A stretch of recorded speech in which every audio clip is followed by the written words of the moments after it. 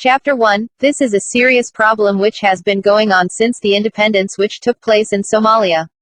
All previous Somali governments have tried to deny the existence of the Somali Bantu communities in the country. This is because before the Italians gave the government to the Somali people, they told them that if they gave Somali Bantu people any sorts of power or education to make them stronger and lift them up, they will connect with other countries and overrule them. So what the Somali people did was tried to make it so the Somali Bantu community did not exist whatsoever, and tried to get rid of the language and culture and make it seem like Somali Bantu people were not living in Somalia.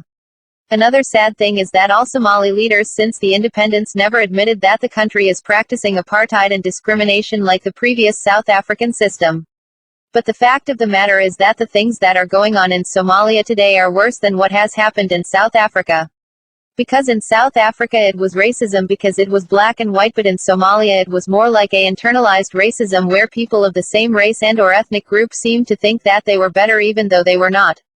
They treated the Somali Bantu people like they did not belong there and told them that they were from Tanzania, Mozambique, Malawi, and also went as far as to call them insults like slave, big nose, kinky hair, etc., even though the Somali Bantu people were the ones who were native to Somalia and lived by the river where it was best for growing crops. They used phrases such as adun, which meant slave. Segregation and discrimination of the Bantus can be seen openly in the politics, civil servants, education, culture and all sorts of life. In this recent case, we haven't heard a single Somali leader talking about it, although segments of the society came out and condemned it. Chapter 2. I would like to tell the world that the situation of the Bantu communities in Somalia is worse than they think. I give you a little example of the systematic discrimination against the Bantu people. When the civil war broke out in Somalia and many Somali fled to neighboring countries and all over the world, the small number of Bantu who made to these countries faced challenges about their citizenship. They would be told that you are not Somalis or that they don't look Somali. For example, if you land at a Mogadishu airport you would not be let in, but if a Somali person came they would let them in because they are apparently considered more Somali. Another example is if you go to an Somalia embassy in Turkey or Saudi Arabia, you would be denied help if you don't fit the description of a Somali person, which is soft hair and a long thin nose. And when the other Somalis are called to verify whether these are Somalis or not, they deny and tell the world that these are not Somalis. The Bantus are about 40% of the Somali population.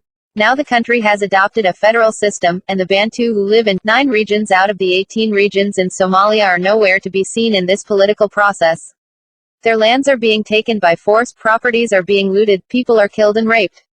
We need to establish protection zones in all areas inhabited by the Bantu people in and sharing power by equal Somalia.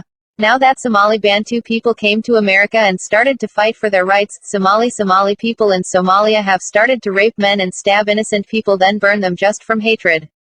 But now the Somalian government established a democratic government, but the Somalis claim to have a democratic government, and that's how the world sees them, but it's not true. Their government is full of tribalism and discrimination, and 90% of the Somali population, including journalists from BBC Somali and VOA Somali, are practicing tribalism and discrimination towards the Somali Bantu people. We need the world to know that Somali and Somali Bantu people are different. Somali Bantu people in the 9 regions have kinky hair, a big nose, and are bulky and strong like other Africans, and Somali people have soft hair, a long thin nose, and 95% of them are skinny. I am bring this problem up for the world to know so the international community can help make a difference for the better. Please stand up for Somali Bantu rights. This is the Somali Bantu channel. Please subscribe.